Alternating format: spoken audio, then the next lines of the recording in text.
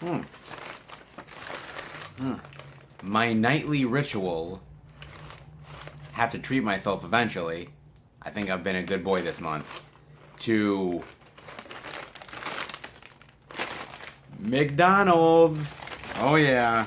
And I decided, why not? I might as well give myself a Happy Meal. Let's see here. Got a Transformers toy. Gotta love Transformers, right? And I got my little witty bitty fries. And I've got my tasty hamburger here. Oh, let's dig into this sucker, shall we? Oh, and look how wonderful that looks. Mmm. You know what? As I look at this, I wonder, how did we exactly get here? With McDonald's being an institution, with it being sort of almost as commonplace as the American flag. Well, thankfully, I just saw a movie that actually will enlighten this a little bit. Netflix Nights, number 23, where I will be talking about The Founder. But before I do, let's see what the good folks over at Netflix have for a synopsis for us today, shall we? The concept and expansion of McDonald's global fast food empire represent one of the great success stories of American business. This meaty biopic profiles company founder Ray Kroc, whose canny instincts turned McDonald's into a golden brand. Rated PG-13 and from 2016. And you know what? The first thing to say about this movie is that, you know what, look, this is the story of how McDonald's became what McDonald's is today. And I wanted to see this in the movie theater. I honestly just, unfortunately, couldn't find the time to see it at the time when it came out. And so it kind of fell by the wayside, and finally got a chance to watch it in the Netflix queue. And, you know, the great place to start here is probably the acting itself. You got Michael Keaton, who plays Ray Kroc, who eventually becomes the founder of McDonald's, or the so-called founder of McDonald's. We'll get there. And Michael Keaton is amazing in this movie. He deserves the Oscar nomination that he got for this role. It was absolutely fantastic. He did an amazing job. And in some ways, you know, look, he has to play a not very likable guy, and you still have to somewhat enjoy watching him on screen. And he pulls it off really well. I mean, Michael Keaton is an amazing actor. You know, recently he's been making a comeback and resurgence, whether we're talking about Birdman, whether we're talking about Spider-Man Homecoming. He was recently in American Assassin, this movie as well. It seems like people are really catching back on with Michael Keaton again, which is good because, as far as I'm concerned, he never left. But some people kind of feel like maybe, you know, he wasn't in the spotlight as much, or maybe he went away for a little bit. But I'm glad he started doing more work. This is a fantastic movie. You also have Patrick Wilson in this movie. You have Laura Dern. You have John Carroll Lynch and Nick Offerman, who play the McDonald brothers, who basically are the ones that sort of give Ray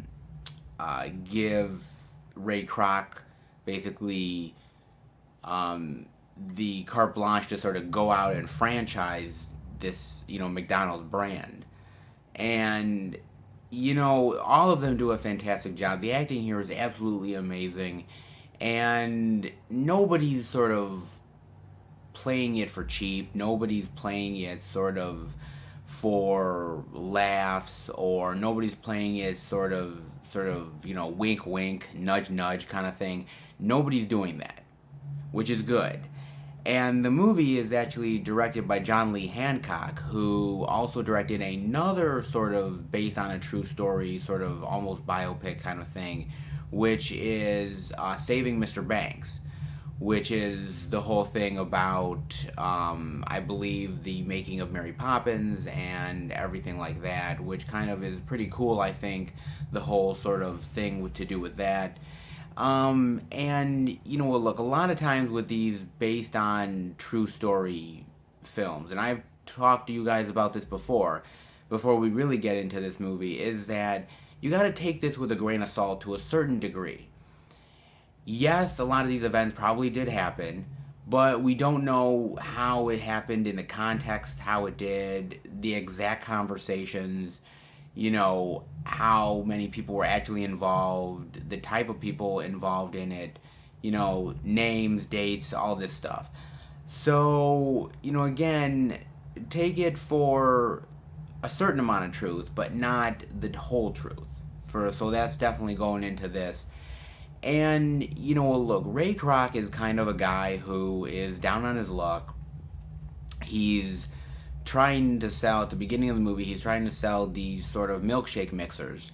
And the idea is that, you know, he's just not getting a lot of traction. People are not really buying these until he gets an order for 6 milkshake makers for this company called McDonald's, or this one fast food place called, you know, McDonald's. And he's like, who are these people? Why are they buying 6 milkshake mixers? What are they doing?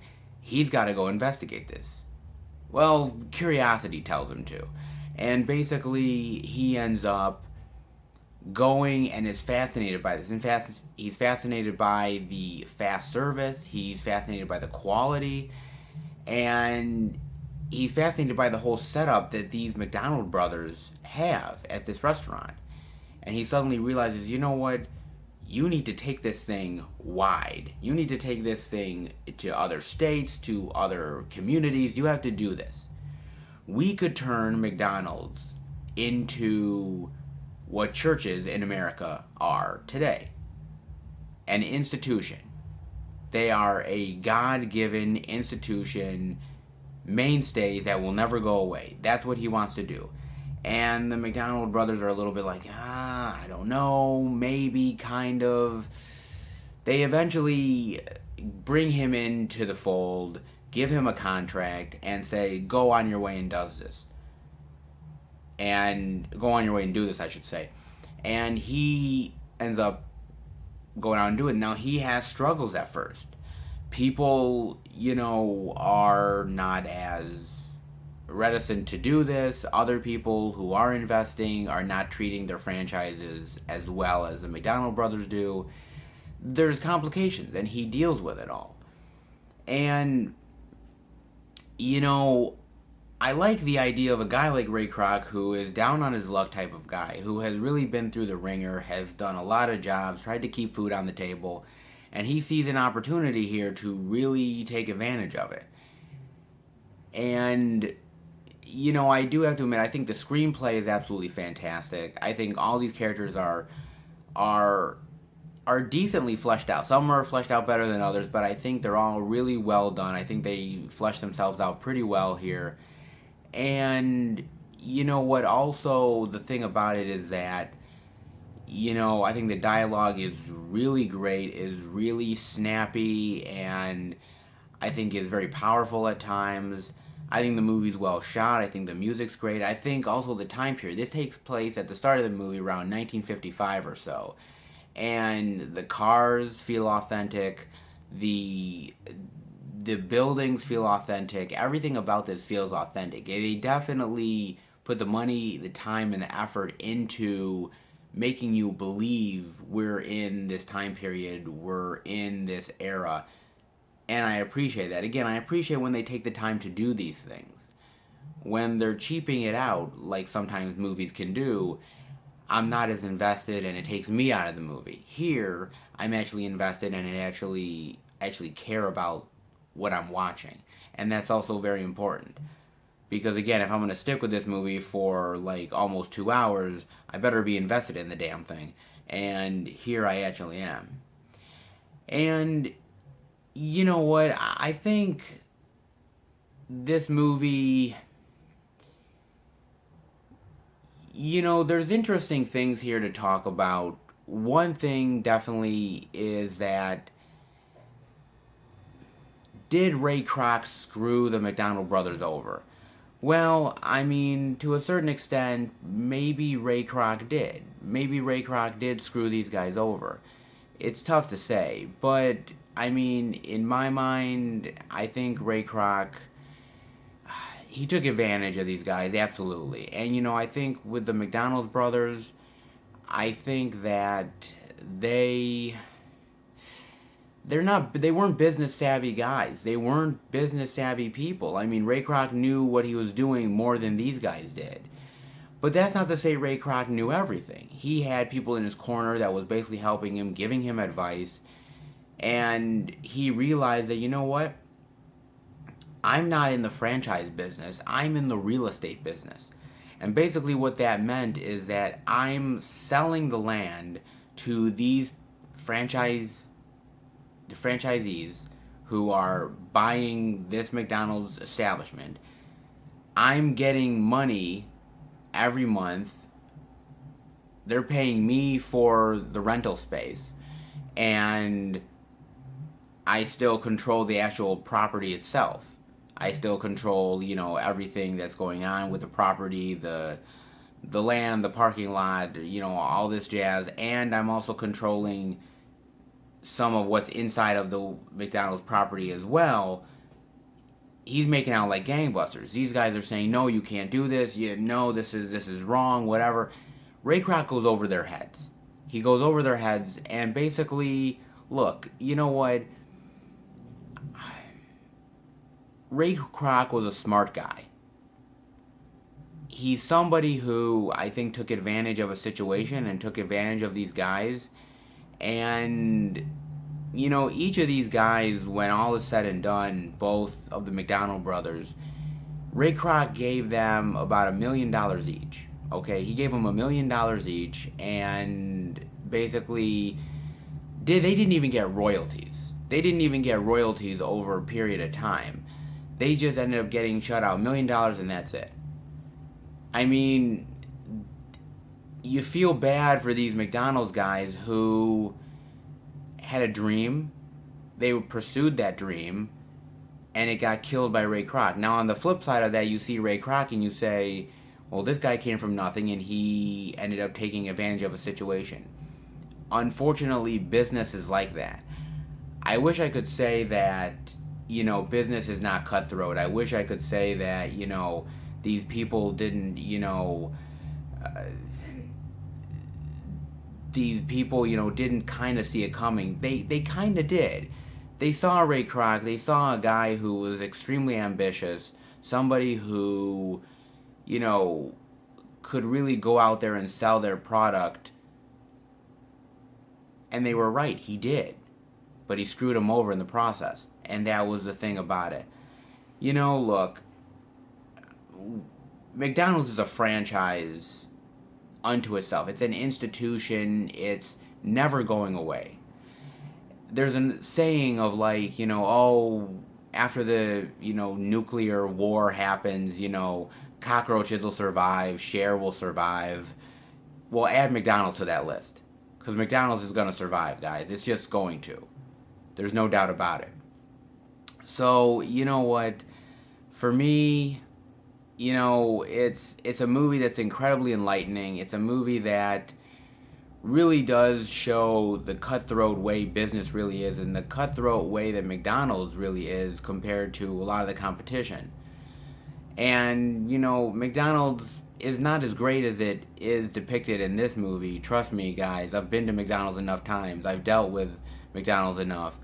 They're not as good as they say they are. But, it's never going away. It's cheap, it's fast food, and you know what? Nowadays, people just want quick and easy. So that's what they're going to get. And one other thing before I do leave, I do want to say that this film almost didn't have Michael Keaton in it. It was originally supposed to have Tom Hanks. And Tom Hanks ended up actually bowing out of the movie, and they got Michael Keaton. Now, it was actually the flip side in the 90s when actually Michael Keaton turned down the role in Philadelphia, and Tom Hanks got it. And then Tom Hanks, of course, went on to win the Oscar. So, weird things like that happen. But I'm glad we got Michael Keaton in this role, and he does an amazing job. The movie's a great movie, and you know what? I absolutely 100% recommend it to you guys. I think you guys will really enjoy it a lot. I know I did. So, you know what? That'll do it for Netflix Nights number 23, The Founder. I hope you guys enjoyed it. If you did, definitely give it a thumbs up. And if you're new to the channel, welcome. I hope you've enjoyed this video, and I hope you've enjoyed the content I've been doing. If you have, definitely hit subscribe, and you're going to get more of it. Also, I'm on Twitter and Facebook, FilmFan108, so check me out there. Alright, guys, I'm going to eat my McDonald's. Take care.